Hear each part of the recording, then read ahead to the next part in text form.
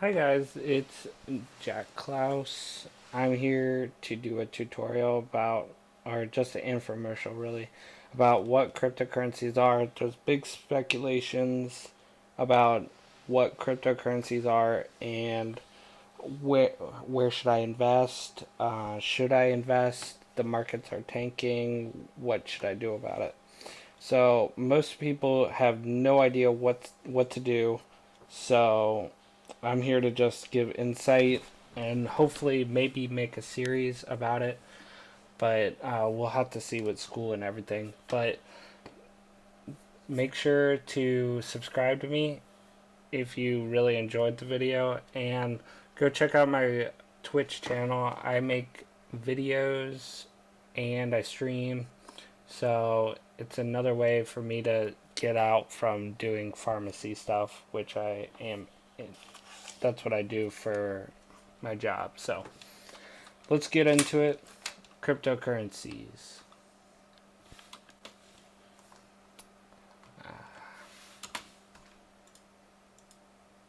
Okay, so first we got to know what is a blockchain. What is a blockchain? So a blockchain is similar to a bank using ledger lines or a QuickBooks account where you use ledgers to figure out where's the money coming in from and where's the money going out.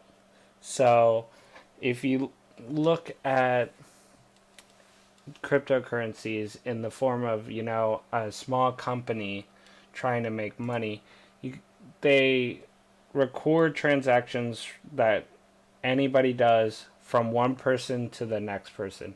And we have people who mine them to put them into these blocks. What is a block? It's similar to a page book. I believe there's 20 transactions per. Sometimes they're more, sometimes they're less. But one block is about 1 megabyte of data.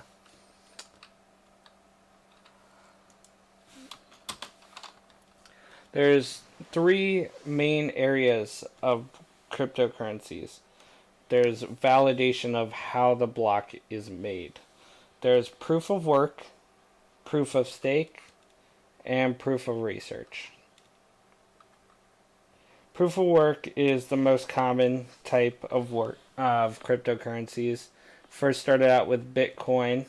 Now there's a good 50 or 60 that use multiple ways of going about it.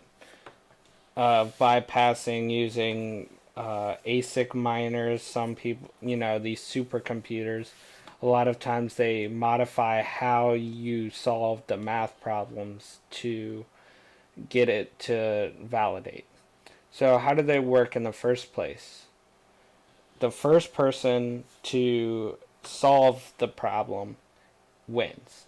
Basically, that's how it is. The faster and the better you do it, the more you win. Uh, the math problems that you fail to complete or doesn't, it doesn't complete, you don't solve the problem, are discarded, so you won't get credit for those. And usually, difficulty increases extreme amounts the more that is solved on a current system.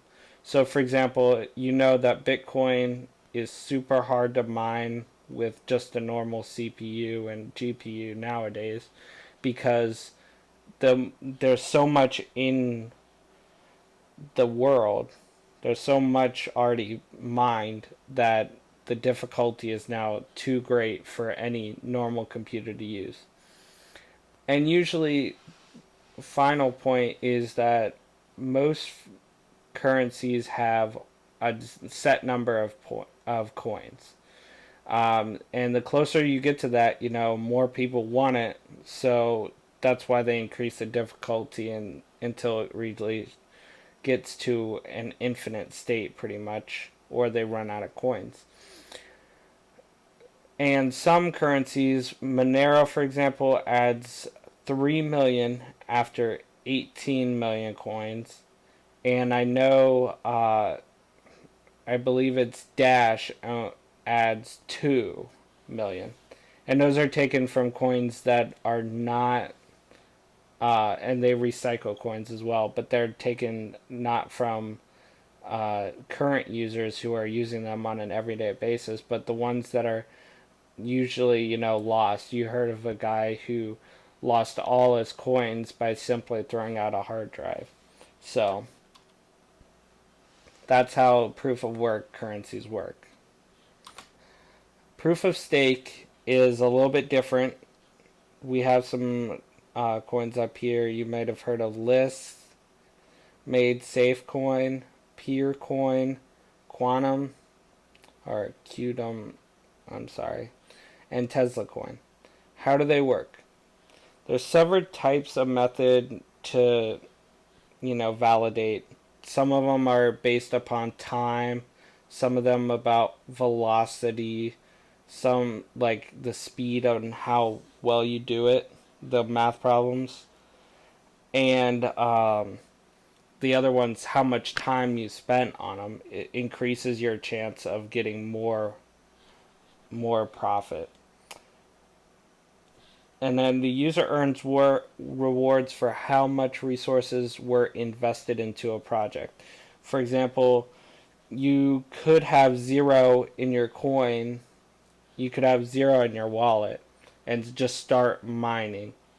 But you will not receive a reward because you're in a place in line. So the people who have invested, let's say, $100,000 worth, are going to be at the head of the line, while you're going to be at the far end of the line because you have 0 in your wallet. And you also get larger stakes, or if you have larger stakes, you have higher rewards. So it's very tempting to, just spend all your time mining this, but uh, if you don't have the means to, start out, be in the competitive scene, you're not going to make anything. Some of these pay out every year. Sometimes they do not have a payout period, that just you get your turn eventually. But if you just start out with $100 and invest in this in your wallet, just put down $100, you'll see greater rewards and money return on investment. And most of these require using both a CPU and GPU. GPU does tasks better, obviously, but they prevent the use of ASIC miners, which are super fast supercomputers. And the last one we have is proof of research. This is a new concept that came out. It's called Gridcoin. And how does proof of research work? So, universities and public research projects, for example, NASA, CERN, some other University of Prague, University of California, Berkeley, all these people need computer power to do research projects. And for example, right now they're working on asteroids, modeling asteroids to see what's actually on their surface, or stars, for example, or some other projects that you get that are on a whitelisted page that says, okay, these are okay for the Gridcoin network. And so each miner earns greater rewards for both how much is invested and his work is done. So obviously, like proof of stake, it's greater to have more invested, because then you have the opportunity of getting higher rewards and a faster place in line. You have a magnitude. Magnitude is based on how much work you're doing based on how much, the difficulty is, and based on how much is currently mined by the Gridcoin team. So, for example, if you're mined with zero in your wallet and you have a really slow CPU and not a very good GPU, you're going to have a magnitude of 0 to 0.025 or something, which means that you'll be in the back of the line whenever it comes to rewards. And then this also uses the BOINC system, the Berkeley Open Infrastructure Network Computer Client. So you have to download that. You have to download the Gridcoin wallet and sync it, and you have to put some money in it. So it's a hard tutorial. I figured out how to do it in about 12 to 14 hours. I didn't get it optimized for another uh, probably about another 12 hours. So I'm fully mining for Gridcoin, and I chose to do it solo, but you can also do it with a pool, which we'll talk about next. So what are pools? Pools are certain sites that allow for single users who have nowhere near the capability of completing a whole block, which could take a long time for some people. They These pools allow them to collaborate with other miners to solve the same math problems and complete one block. So it's just, think of it as, doing your math homework or doing a project. And would you really want to work on a whole project by yourself, or do you want to divvy it up into smaller portions and allow 4 or 5 people to collaborate on it? But they come at a cost. There's usually a fee when transferring to a an account. Maybe sometimes they withdraw whenever you take out money, and you pretty much are locked into a pool for until you get the minimum withdrawal amount. So, for example, Nanopool with XMR, which is Monero, the minimum payout is 1, but if you're signed up and with an email address, you can get it down to 0.3. It still took me 5 months to mine zero point 0.4, so it'll take a while.